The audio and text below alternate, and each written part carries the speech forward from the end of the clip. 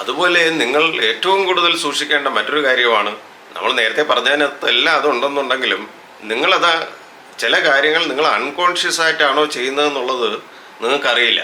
അപ്പോൾ നമ്മളറിയാതെ ഒരു പക്ഷേ നമ്മുടെ ബോഡി ലാംഗ്വേജിനകത്ത് പലതും കടന്നു വരും. അത് നമ്മൾ മനഃപൂർവ്വം ചെയ്യുന്നതല്ല. അപ്പോൾ ഈ ഞാൻ നേരത്തെ പറഞ്ഞതുപോലെ നമ്മുടെ ഒരു ബോഡി ലാംഗ്വേജ് എന്താണെന്ന് നമ്മൾ റെക്കോർഡ് ചെയ്ത് മനസ്സിലാക്കി ഇമ്പ്രൂവ് ചെയ്യുന്നത് അത് വളരെ വളരെ നമുക്ക് ഉപയോഗപ്പെടും. കാരണം അൺകോൺഷ്യസ് ആയിട്ടുള്ള പല സംഭവങ്ങളും പല സന്ദർഭങ്ങളിലും നമ്മുടെ ഭാഗത്തുനിന്ന് ഉണ്ടാവുന്നുണ്ടായിരിക്കാം, നമ്മളറിയാതെ.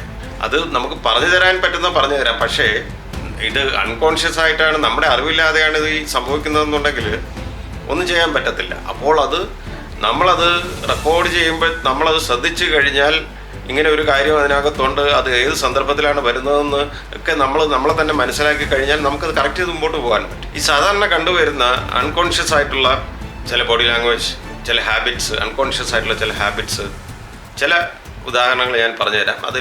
അതല്ലാതെ എൻ്റെ കൂടുതൽ കാര്യങ്ങൾ നിങ്ങൾക്ക് പല സ്ഥലത്തു നിന്നും നിങ്ങൾക്ക് കിട്ടും. അതായത് നെയിൽ ബൈറ്റിംഗ്,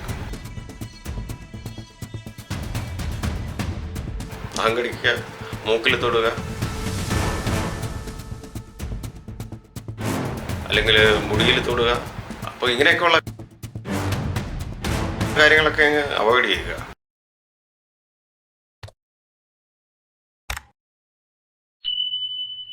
അത് ശ്രദ്ധിക്കുക.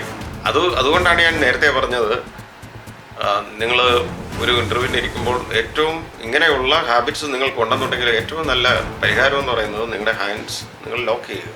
അത് ക്രോസ് ചെയ്യേണ്ട, ലോക്ക് ചെയ്യുക. ഇപ്പം നമ്മൾ കൈ കൊണ്ടല്ലാതെ നമ്മളിപ്പോൾ കൈ ലോക്ക് ചെയ്ത് കഴിഞ്ഞാൽ നമുക്ക് ചിലപ്പം മറ്റ് ചില എന്താ പറയുക അൺകോൺഷ്യസ് ഹാബിറ്റ്സ് കാണാറുണ്ട് പലർക്കും. അത് കണ്ണുകൊണ്ടായിരുന്നാലും, കണ്ണ് അനാവശ്യമായിട്ട്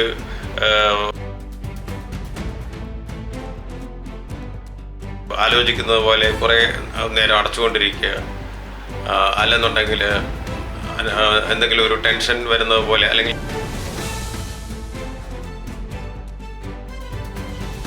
ഒരു ചോദ്യത്തിന് മറുപടി പറയാൻ ബുദ്ധിമുട്ട് തോന്നുമ്പോൾ ചുണ്ട് കടിക്കുക, നാക്ക്